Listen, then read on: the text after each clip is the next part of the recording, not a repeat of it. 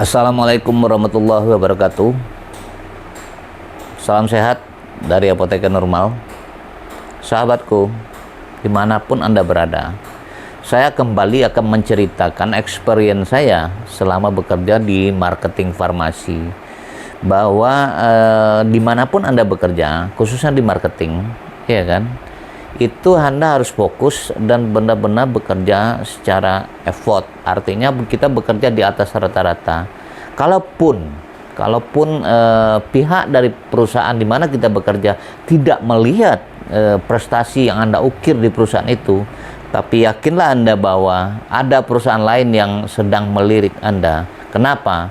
Terutama perusahaan-perusahaan yang berkompetitor langsung dengan perusahaan di mana kita bekerja. Ini saya akan ceritakan bagaimana pengalaman saya ketika bekerja di marketing farmasi, bahwa saya untuk pertama kali bekerja di marketing farmasi itu bekerja pada perusahaan dalam negeri. Itu kurang lebih saya jalani sekitar 3 tahun.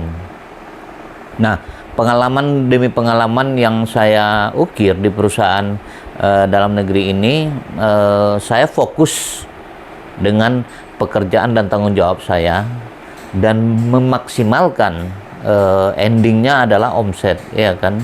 Nah, ketika kita bekerja benar-benar di atas rata-rata, meskipun sebenarnya kita udah memberikan kontribusi yang signifikan kepada perusahaan ini, terkadang kita lewat atau tidak diliput di dalam prestasi yang membuat kita bisa mengukir sejarah untuk karir. Pengalaman saya bekerja di perusahaan dalam negeri ketika itu adalah kita untuk masuk di satu letting di perusahaan ini ada 4 orang. Sebenarnya secara experience kita punya masing-masing, keempat-empatnya mempunyai kriteria. Namun saya dihadapkan kepada suatu kondisi di mana ketika supervisor saya ini ada indikasi untuk dipindahkan ke provinsi lain, Sumatera Utara, tentu harus ada kaderisasi, tentu harus ada leader lagi yang akan memimpin tim ini. Nah, di dalam aturan permainan marketing sebenarnya yang fair itu adalah 4 calon atau 4 kandidat ini mestinya harus dilakukan seleksi atau di panel. Itu baru fair. Tapi kenyataannya penilaian subjektif ternyata juga sangat dominan, terutama bagi teman-teman kita yang katakanlah turunan Chinese atau bermata sipit. Itu di perusahaan farmasi umumnya mendapatkan peluang untuk meniti karir lebih cepat, ditambah lagi dengan prestasi yang telah dia goreskan. Nah, kondisi di mana saya waktu itu dihadapkan dalam situasi untuk mencari suatu leader, maka dari 4 orang kami yang satu letting itu memang ada teman saya satu. Sebenarnya dia bukan turunan Chinese, dia Muslim, tapi karena wajahnya itu sangat etnis Chinese, sehingga dia mempunyai peluang untuk merebut posisi ini tanpa panel, tanpa seleksi. Justru dia yang dicaplok, dia yang dipromosikan. Nah, ini tentu secara individu akan sangat mengganggu kinerja atau konsentrasi kita. Kenapa? Kita belum berperang, tapi kita udah dinyatakan kalah. Itu memang luar biasa aneh. Dan saya secara pribadi, saya tidak bisa terima. Kecuali kalau seandainya saya udah di interview, saya udah di panel, ternyata saya tidak memenuhi syarat, itu dengan legowo saya akan terima kekalahan itu.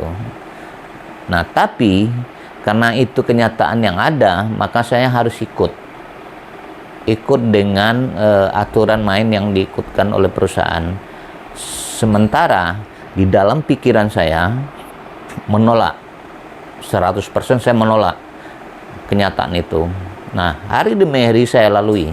Saya akan bekerja terus dengan standar yang sudah ditetapkan oleh perusahaan. Bahkan saya extra effort, di atas rata-rata saya bekerja. Tapi Tuhan tidak sia-sia. Yakinlah Anda semua, ketika Anda bekerja dengan prestasi yang bagus, kemudian Anda bekerja dengan extra effort di atas rata-rata, kalaupun perusahaan itu tidak melihat kita, tapi ada perusahaan lain yang melirik kita. Inilah pengalaman yang saya alami sendiri. Ketika saya bekerja, Anda tahu saya bekerja, kalau di malam hari, kalau visit dokter itu kan di dalam satu dokter mungkin kita bisa ketemu perusahaan-perusahaan lain itu ada sekitar 10 orang lah ya. Nah, ada suatu ketika di malam itu saya lagi visit dokter di Kota Padang. Lagi visit dokter turunan Chinese, ya kan? Dan dokter itu dinyatakan sangat potensial, artinya di dalam segi peresepan, ya. Maka kita visit dia. Kebiasaan saya setelah visit dokter sudah saya sampaikan misi dan keinginan kita. Saya tidak buang waktu, tidak harus duduk dulu, bla bla bla segala macam. Nah, ketika saya keluar dari ruang dokter itu, ternyata di luar masih ada medical representative lain yang juga lagi join visit dengan leadernya. Justru leader yang join visit ini adalah leader yang membawahi satu pulau Sumatera, namanya regional manager. Nah, regional manager ini saya ketemu dengan beliau karena saya buru-buru. Dia tegur saya, dia tanya dari perusahaan mana. Nggak tahu saya, mungkin dia udah amati saya di beberapa tempat, tapi saya kurang perhatian.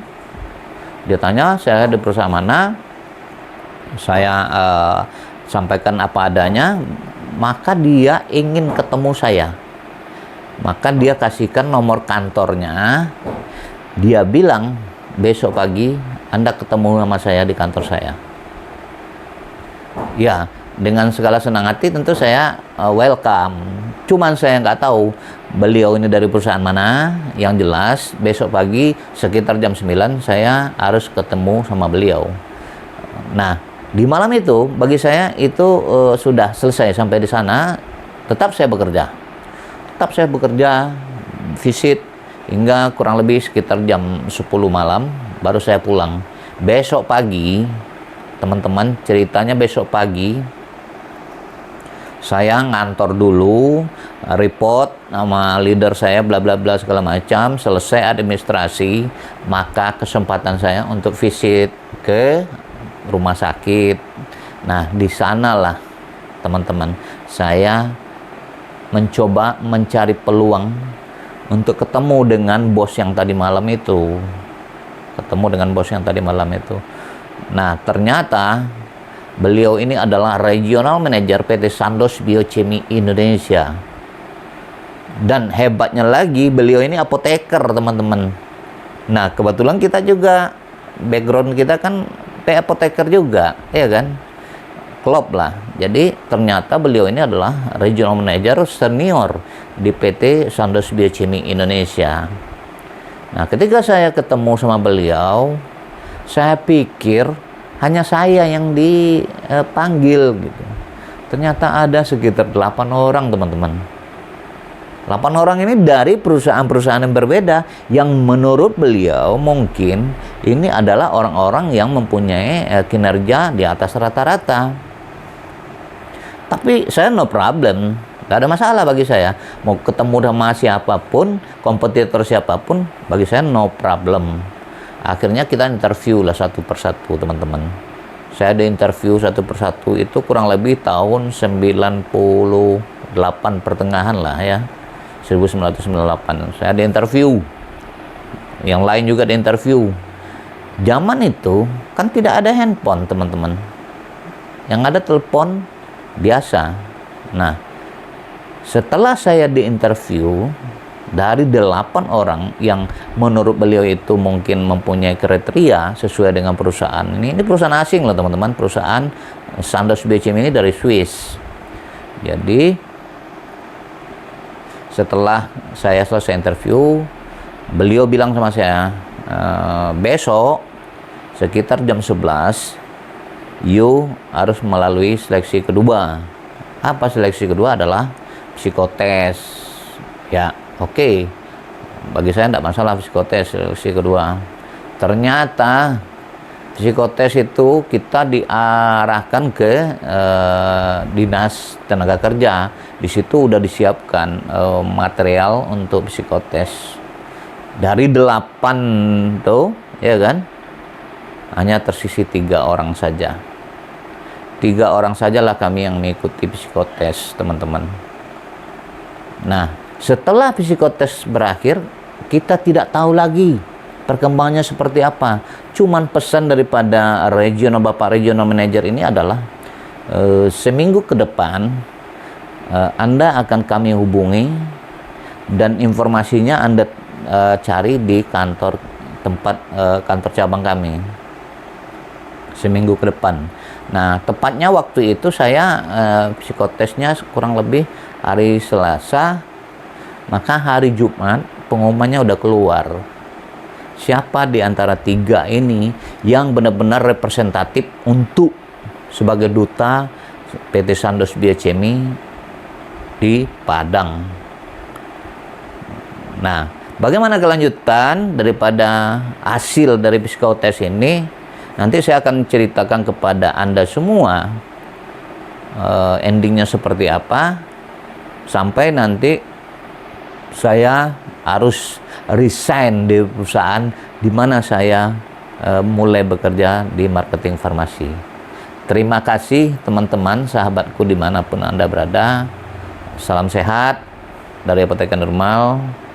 Salam sehat sahabatku Apoteker Indonesia. Assalamualaikum warahmatullahi wabarakatuh.